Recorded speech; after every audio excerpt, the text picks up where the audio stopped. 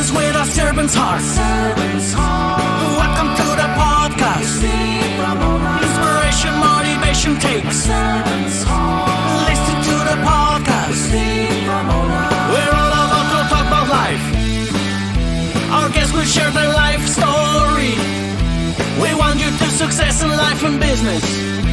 We're ready and we will start shortly. We're gonna talk about life. We're going to speak on business. You're gonna shine bright. We are going to witness. Business with a servant's heart. With hosts Steve, Ramona, and Ray. Inspiration, education talks. Listen to the podcast. Steve, Ramona.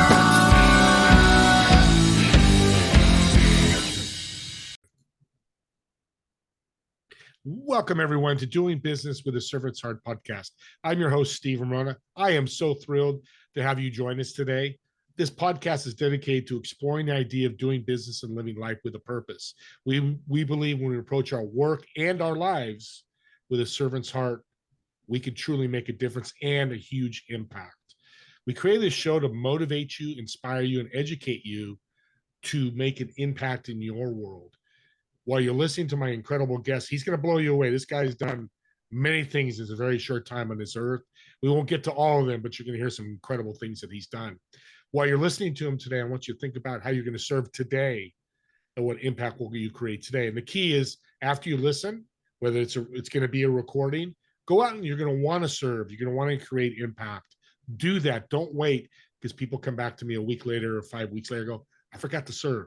Well, go ahead and still do it, but don't wait that much time, because you can make a lot of impact in your world, which would be fabulous. Today's episode, I want to thank Pantheon Alliance for being a proud, incredible partner.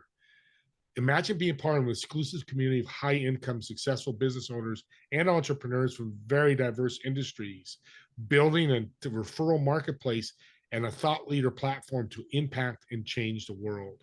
If you want more information on Pantheon Alliance, please reach out to me, and we can get you the information. With that being said, impact, servant's heart, all that. This guest has done that, and he's done it through books and TEDx talks. And he's got an incredible story about the TEDx talk that we're going to start with. But I want to welcome today to our show, Azul. Thank you for having me. I'm so glad to be here. And blue is my favorite color. I believe in Spanish. Azul is blue, yeah, right? Isn't it? Yeah. That's right. Yeah. And my mom's... Go ahead. My mom named me Blue, actually, but my dad's Mexican. He thought, you can't name a kid Blue. This is 60s. So she agreed to let me be called Azul, but she's never called me that. She always calls me Blue. I'm going to start calling you Blue. And interesting enough, God or the universe, you're wearing blue, I'm wearing blue. So it was meant to be. It's powerful. Perfect. Amazing the things that we understand. I want to jump into the story of the TEDx talk. You got a TEDx talk without applying. I know there's people listening right now going, what? Tell us how you did that. Well, I had spent 25 years as an educator. I had been a teacher, a principal, a professor, and was trying to make the leap out of education. But my background was education. So I wrote a book called The Art of Apprenticeship. And that book basically was that your pathway outside of being in the classroom or any transition is through the art of service. So Art of Apprenticeship is about being in service. Your job is not to go look for a mentor and say, can you mentor me? Your job is to go find people to serve. So I really had this book in mind, and I was telling friends about this book. And one of my friends, Charlie Hohen, who people don't know who he is. He's probably the best kept secret. He was Tim Ferriss's first hire, basically. So Charlie Hohen was an early mentor of mine and a friend. He just happened to give a TEDx talk in Santo Domingo, Dominican Republic, and said, hey, I want to introduce you to the organizers. I think you'd be a great fit to talk to him. And so he said, hey, here's this guy, Azul. He wrote a book. You should talk to him. And essentially, because I was an author, he immediately said yes. And he was curious about what I talk about. And at the end of the talk, I wasn't sure what he'd want me to talk about. He goes, you can talk about whatever you want. And that sounds like a great opportunity. But then that really made it, well, what the heck am I going to talk about? I don't even know if there was a focus or a theme for that particular year, because he didn't tell me. He just said, show up. In fact, I'll fly you here. At the time, I was living in Shanghai, China, because I'd taken a consulting gig with the school there for a couple of years. And I said, look, it's going to be honest, I'm living in China. I live in Shanghai. He's like, well, we'll just buy you a ticket. You just fly down and you'll come down and I'll put you up for the week and we'll have a good time. And my mind was blown because I didn't know how normal people get a TEDx talk. I didn't even know, to be honest, that there was an application process. So that talk is basically how I got that talk. And I showed up not ever meeting him or knowing who he was until that day. And that's how that TEDx became what it is today. Your network's your net worth. Having that great relationship, that's what you do so well, building relationships, and look what happens from that. I get asked all the time. I mentor entrepreneurs. Is a TEDx talk needed for my business? What's your thoughts on that? No, your TEDx talk isn't needed for your business. What a TED, just remember the simple premise of a TED Talks is idea worth spreading. If you don't have an idea worth spreading, please don't go give a TEDx talk.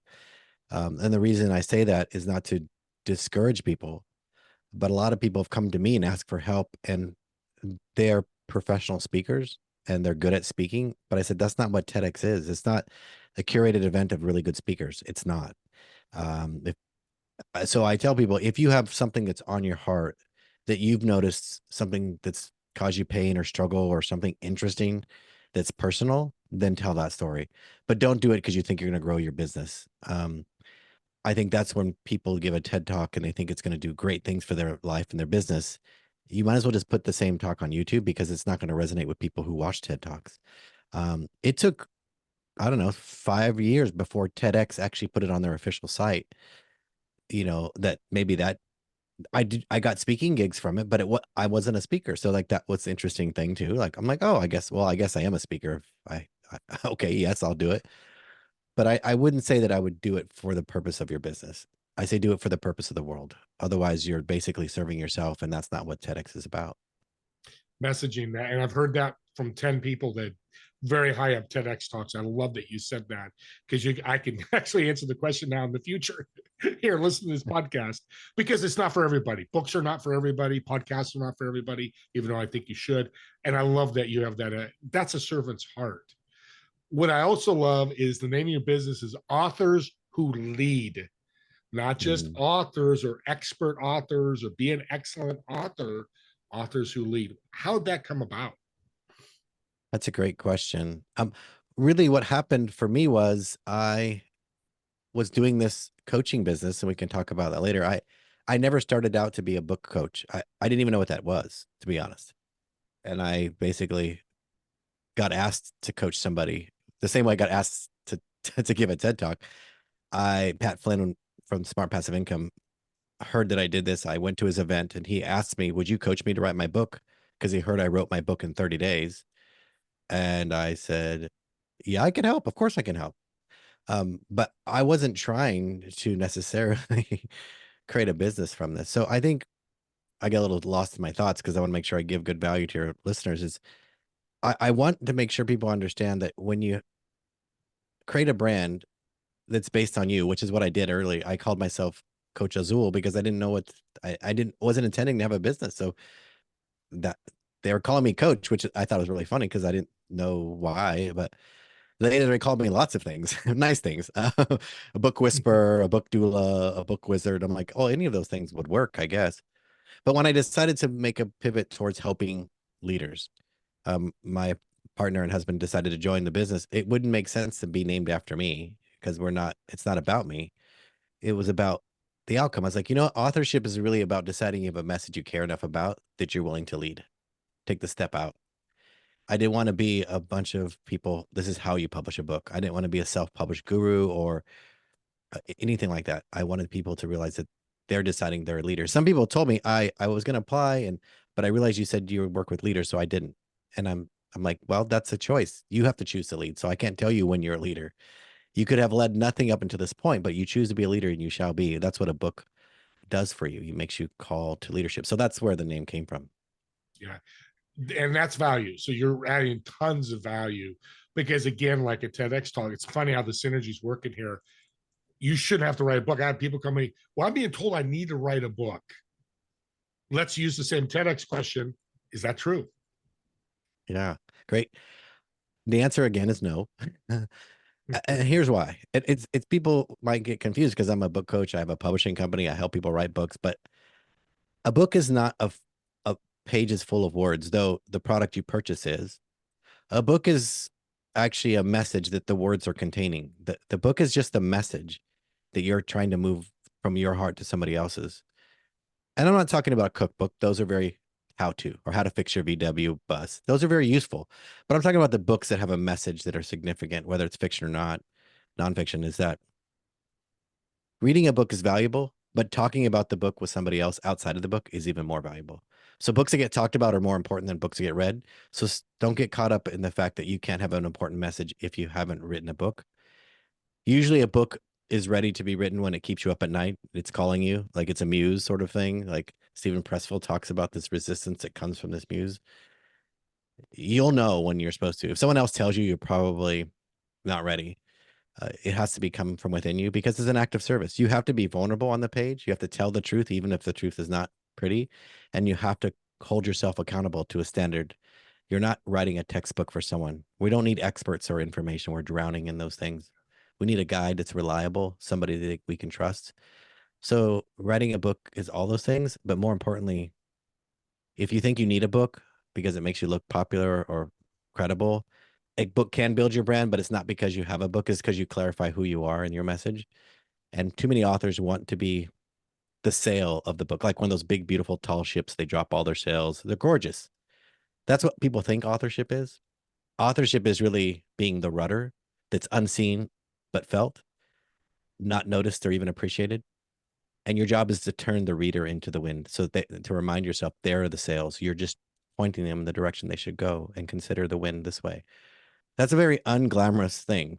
So if you think about those things and you still want to do it, then maybe it's time for you to write a book. Well said. Well said. And you're right. I love that you're not like this. Can you have a book? Come on, you're crazy, which I hear. And that's why I love having you on, because that's what a servant does. Here's why not. You decide. It's not you have to. And that's what a servant does. A leader does. Talk about legacy, and a book is a perfect fit now for somebody. But I think legacy is a big important part of it. Can you talk about that? Yeah. So if you leave a book behind, the words, the messaging behind, it does live beyond you. It does live in a long-term relationship with the world outside of you. But more importantly, it can capture things that don't get noticed in the world. Let me give you an example. So during the pandemic, all of us were wondering what we're going to do with our lives. But one of the things we worried about as we did is our parents were aging, and we wanted to be cautious. We didn't know what this thing was. So we taught our parents how to use Zoom, which is a feat in itself. And my father-in-law and mother-in-law live in West Virginia. And my father, Smokey, my father-in-law, would always say, "Hey, I want to tell you one." And he would tell me a tale from Appalachia, something from his youth, growing up in a small coal mining community in southern West Virginia. And I was always intrigued by these stories. In fact, he would want to tell me even more than Steve, my husband, maybe because he assumed that Steve knew them. But sometimes he hadn't told anybody these stories from his childhood.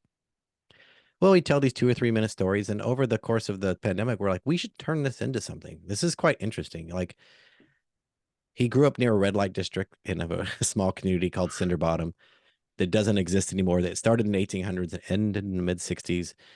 The community has sort of crumbled and changed over the years because of the change and shift of coal being a big commodity. So we thought, you know what? We should honor this tales of Appalachia and this place that no longer exists in real life. It only exists in our memory, and leave a legacy for our dad that isn't a memoir that's, only his parents or his friends or anybody would read, but they would leave a legacy for the past of coal mining and not turn it into some political thing, but tell it from the perspective of a 14-year-old boy and his life. If he lived in a coal mining town, he never wanted to be a coal miner, and he never did. He was the one who broke the cycle from his family. But what transpired in a place that no longer exists. So that to me, creating that Adventures in Cinderbottom series was a legacy piece, because now he's since passed away. He got to read the first 1.5 books of a series of 3, but the legacy lives on for him. So books can be a legacy in multiple ways, and that's one that's not business oriented, but that's something that we've called fiction with purpose. We're not trying to be famous authors of fiction and make money in fiction necessarily. We're trying to leave a legacy. Well said. I love it. And interesting about your story, which is an incredible story, He lived near a red light district, and the city was called Cinderbottom. Correct.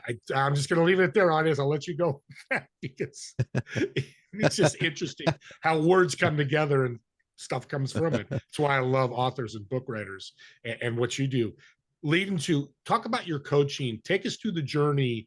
Somebody, I know you help them decide if it's a book's right for them and their messaging, and then take it from there and what you do with them. Yeah. So usually I get people come to me when they already had made the decision to write a book. I don't convince anybody to write a book. It's not my role. They usually come when they know they're supposed to, however they found out that for themselves. Sometimes it's because an agent reached out and got them a deal. Other times it's because it's in their heart and they've been wanting to. But the first thing I give people the opportunity to understand is that I'm not teaching you how to write. That's not writing is just one word after the other. You don't need me to teach you how to write. What you need my help with is getting clarity, because most people who, especially people like yourself or anyone who leads or is an entrepreneur, they have so many messages inside of them. It's hard to choose one. And they want to know what's the one I should choose. And I say, well, there's lots of ways to go about it. You could be the person who picks the market research and pick the hole in the gap of the market. I go, that's fine. But you don't need me to do that. You could figure that out and find out how writing a book about starting your dog walking business is good for you. Because it's an SEO thing. But I tend to help people that have a bigger message inside of them. And what they need is clarity about that message. What is it about me? Why me? Why am I the one? And one of my clients was the co-founder of Simple Green Smoothies. Her name's Jada Selner. She was wanting to write her book. And she says to me, which I resonate with, was there are no unique messages, Azul. There's only unique messengers. And I'm like, that's right, Jada. So we can't write about, we're not trying to create a unique message. We had to figure out why you're unique in this message. That's what makes someone care enough about the book to turn the page and to figure out if you're their person. So my job is to help them figure out what is the message I have that I will care about today and 10 years from now. I've seen a lot of people go to other places to get these books done, and they write the thing that they're doing in business. I'm an XYZ coach, a manifestation coach. I don't know, whatever it is they're doing. And they go write that book, and then they come to me and go, oh, now I'm the manifestation person. I don't want to be that anymore. I go, well, you wrote a book about a topic. You didn't write a book about who you are, why you matter, what your position shouldn't change, and you shouldn't not care about it now. That was a positional book for your business. And that doesn't go away. It lives forever. So I've had people say, I was the Kickstarter queen. Now I have a book about it. How do I get rid of it? I was like, you can't. It's just there in the world. So write a book that matters to you, takes you getting clear about what this is that you're saying, not the content, because we are drowning in content, and it's only going to get more so, right? When AI versions of ourselves are out there, we're just going to be drowning in all this content. But one of the gifts that I had early on was I was given a science kit. Even though I wasn't a science oriented kid, I got a science kit. And in there was a magnifying glass, which, it's the 70s. So it's pretty cool. So as a 5-year-old, I went outside, you could see bugs up close. But the moment I realized you can ignite a leaf, I thought a magnifying glass is really cool. I burnt my friend's leg, an ant, which I owe karma for probably. But the thing that I take away now is that sunshine's everywhere, right? It's everywhere. It's not like you can say, I have really good sunshine. Well, you might, if you're in California, Florida, you might say we have lots more of it. But the point is, sunshine is like information and content. It's everywhere. Everyone has access to it. To say my sunshine's better than yours is sort of silly. We try to do it, but it's not true. It's the same sunshine. But what makes it unique is the magnifying glass. If you hold it just the right distance away from the leaf, that's when it hyper focuses and ignites. Too many people worried about the sunshine, the content that they're writing, and not about who they are. The author is the lens that bends the light. It's not the content we're looking for. We're looking for the author. And most people shy away from who they really are, and they don't know why they're the unique messenger. So they miss the fact that it doesn't matter what you write about. If you get clear about why you're the one, then you can ignite that message for the person you're trying to write it to.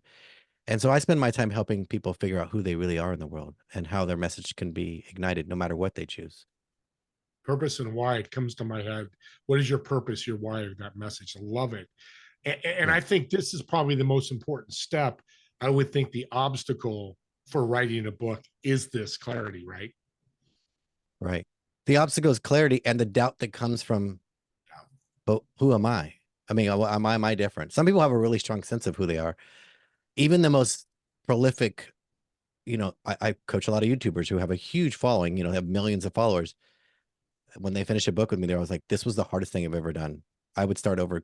Making a YouTube channel of 8 million subscribers is a lot easier than this. And I'm always blown away by those kind of comments because they had to face themselves. And that's what we want. We want people to see themselves in a way that makes them proud of what they've done, but also amplify the message that's inside of them that makes them the unique creator. We want to, people always want to imitate other successful people. And that's very true in books. And the resistance comes from thinking about the end. What will happen if, like, will this be any good? What if it gets bad reviews? What if no one likes it? What if no one buys it? What if my peers think it? What if my dad hates it? All these things that have nothing to do with writing is what usually keeps people from taking the first step. But when you get really clear about who you are and what your purpose is, as you said, and why you're doing this, then those things are for later. You can't control what people think of your book. You can't control if it's a quote good book.